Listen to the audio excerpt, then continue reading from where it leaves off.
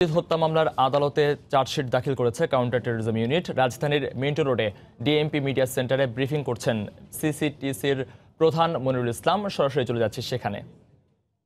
এবং ওই সময়ে একজন মাত্র আসামি গ্রেপ্তার হয়েছিল, যার নাম মুকুল রানা। আপনারা জানেন যে সে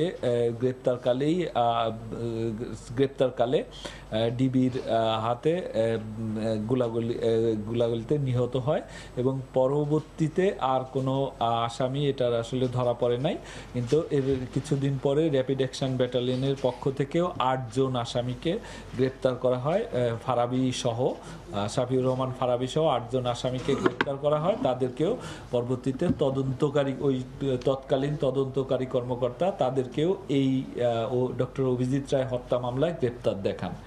তো কাউন্টার টেরোরিজম ট্রান্সন্যাশনাল ক্রাইমের ইউনিটের হাতে এই তদন্তভার আসার পরে আমরা এই ঘটনার সাথে মোট 11 জনকে চিহ্নিত করি এবং এই 11 জনের বাইরে একজন অর্থাৎ র্যাবের গ্রেপ্তারকৃত শাফিউর রহমান ফারাবি, তাকে প্ররোচনা দেওয়ার দায়ে প্ররোচনা দেওয়ার বিষয়ে তার বিরুদ্ধে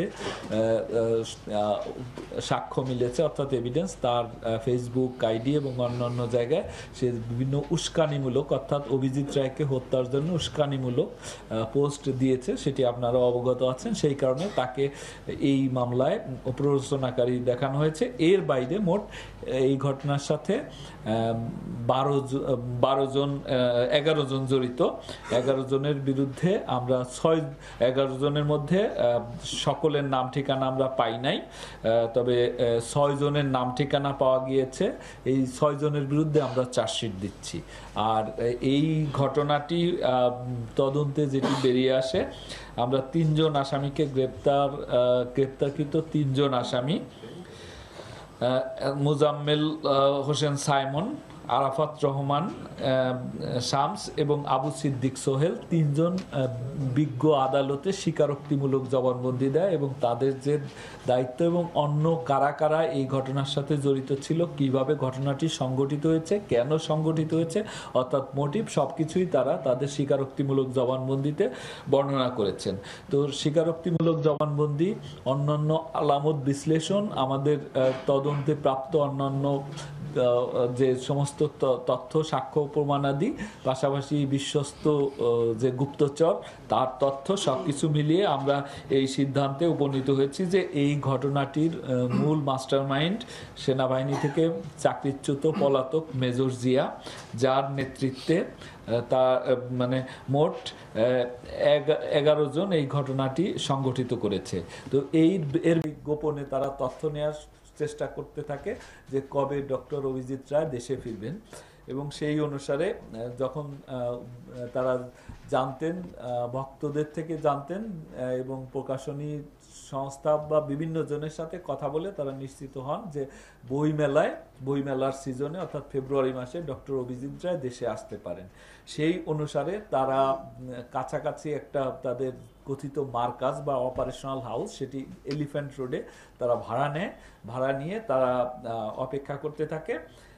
তারপর তারা এক পর্যায়ে নিশ্চিত হয় যে ডক্টর অভিজিৎ রায় দেশে ফিরে এসেছে এবং তারা বইমেলাতেই মূলত তারা সেখানে প্রতিদিন যাওয়া আসা করতে থাকে।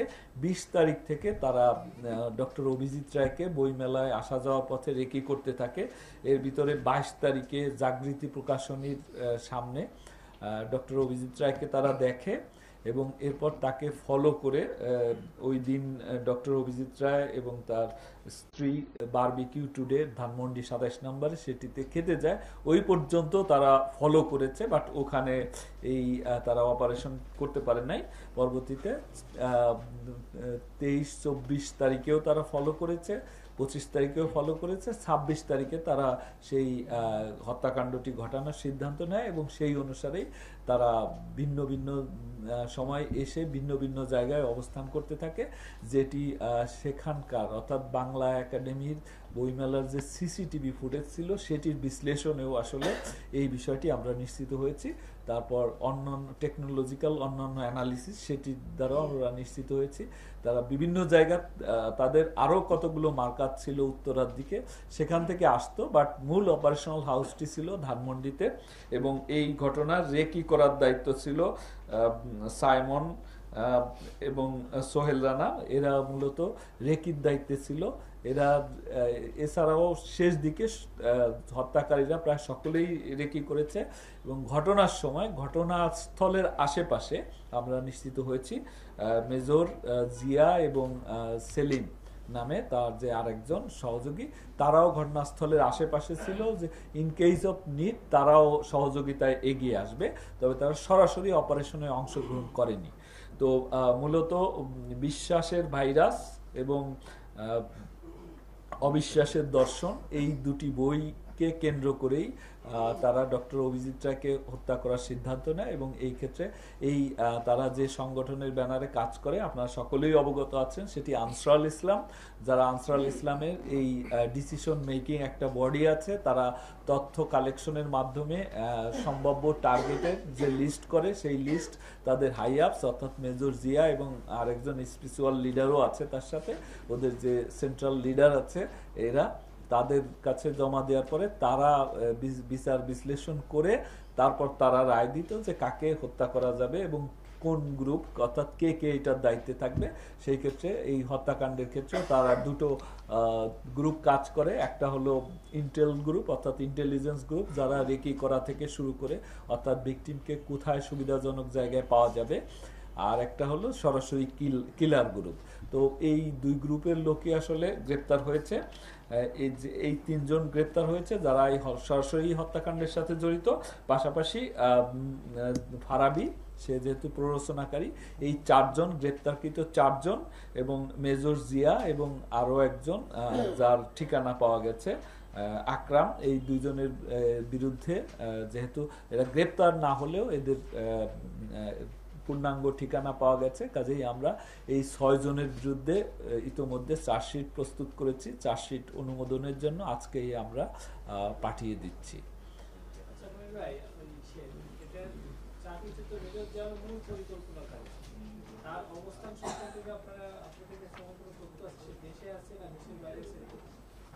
তার অবস্থান সম্পর্কে আমাদের কাছে সুনির্দিষ্ট তথ্য নেই, তবে আমরা নিশ্চিত হয়েছি সে আর সেই অর্থে সেইভাবে সক্রিয় নেই, কারণ সক্রিয় থাকলে আমাদের ইন্টেলিজেন্স নেটওয়ার্কটা যেভাবে বিস্তৃত আছে তাতে সক্রিয় হলে কোনো অ্যাক্টিভিটি চালালে আমরা হয়তো তার লোকেশনটা টের পাবো। তো এই মুহূর্তে এই পুরো সংগঠনটি নিষ্ক্রিয় আছে, কারণ আপনারা অবগত আছেন যে 2016 সালের এপ্রিল মাসে জুলহাজ মান্নানদের হত্যা করার পরে আর তারা কোনো ঘটনা বাংলাদেশে ঘটাতে পারেনি। তো সেই কারণে এই গ্রুপটি বর্তমানে খুব একটা অ্যাক্টিভ আছে এটি বলা যাবে না, এবং তাদের অপারেশন করার যে ক্যাপাসিটি অর্থাৎ এই ধরনের একটা অর্গানাইজড টার্গেটেড কিলিং করার জন্য যে সক্ষমতা দরকার সেটি তাদের এই মুহূর্তে নাই বলে আমরা মনে করি।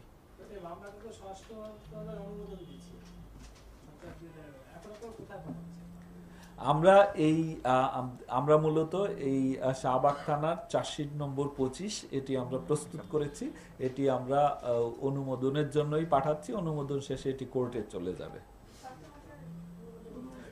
স্বরাষ্ট্র মন্ত্রণালয়ের অনুমোদনের জন্য আমরা পাঠিয়ে দিচ্ছি। ফারাবির বিরুদ্ধে অভিযোগ যে ফারাবি আজকেই আমরা পাঠিয়ে, কোর্টে আজকে যাবে না, আজকে মিনিস্ট্রিতে যাবে। ফারাবির বিরুদ্ধে অভিযোগ আনা হয়েছে, চার্জশিটে অভিযোগ আনা হয়েছে যে সে উস্কানি দিয়েছে এই ঘটনায় এবং প্ররোচনা দিয়েছে। তো এই উস্কানি এবং প্ররোচনাটা কি, সে কি ফেসবুকে দিয়েছে, কি দিয়েছে? এটি আপনারা কেউ কেউ হয়তো অবগত আছেন, ফেসবুকে সে বলেছিল যে একে কুপায় না কেন, এই দেশে আসলে একে কুপাতে হবে, কুপিয়ে খণ্ড খণ্ড করতে হবে, এই ধরনের বেশ কিছু স্ট্যাটাস সে বিভিন্ন সময় এবং কমেন্টস সেগুলো সে ফেসবুকে দিয়েছে। কিন্তু আমরা এটি নিশ্চিত হয়েছি যে এই যে যারা হত্যাকারী অর্থাৎ এই নেটওয়ার্কের সাথে তার সরাসরি যে সম্পর্ক সেটি ছিল না। আমরা মনে করছি যে ফারাবির এই ধরনের উস্কানি এতে এই হত্যাকাণ্ডটি সংগঠিত করার জন্য বা এটির দ্বারাই এই ডক্টর অভিজিৎ রায়কে তারা টার্গেট করার ক্ষেত্রেও এই উস্কানিটা একটা মানে ক্যাটালিস্ট হিসেবে কাজ করেছে বলে আমরা মনে করছি। সেই কারণেই তার বিরুদ্ধে প্ররোচনা এবং উস্কানি প্রদানের অভিযোগ আনা হয়েছে।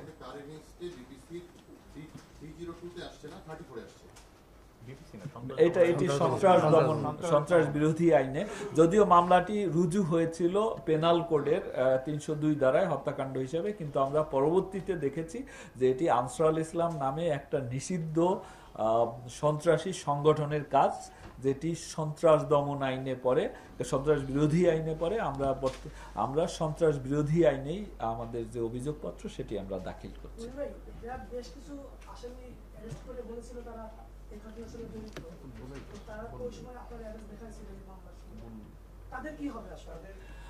তাদের ভিতরে গ্রেপ্তারকৃত 8 জনের ভিতরে শুধুমাত্র ফারাবির বিরুদ্ধে চার্জশিট দাখিল হচ্ছে, বাকিরা এই মামলা থেকে অব্যাহতি পাচ্ছে। তবে অন্যান্য মামলা যেহেতু তাদের বিরুদ্ধে আছে, তারা হয়তো মানে এই মামলা থেকে অব্যাহতি পেলেও সেইগুলোর তদন্ত ভিন্নভাবে হচ্ছে।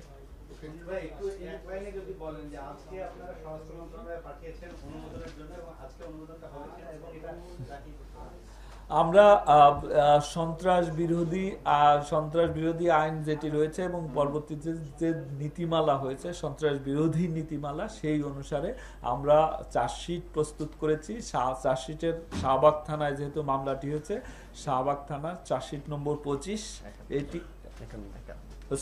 চার্জশিট নম্বর 51, সেটি আমরা প্রস্তুত করে আজকে অনুমোদনের জন্য স্বরাষ্ট্র মন্ত্রণালয়ে পাঠিয়েছি। এই অনুমোদন শেষে সেটি কোর্টে প্রেরণ করা হবে। ধন্যবাদ সবাইকে। ব্লগার অভিজিৎ হত্যা মামলায় আদালতে চার্জশিট দাখিল করেছে কাউন্টার টেরোরিজম ইউনিট। রাজধানীর মিন্টো রোড থেকে ব্রিফিং করছিলেন সিটিটিসির প্রধান মনিরুল ইসলাম। আমরা সরাসরি ছিলাম এতক্ষণ সেখানে।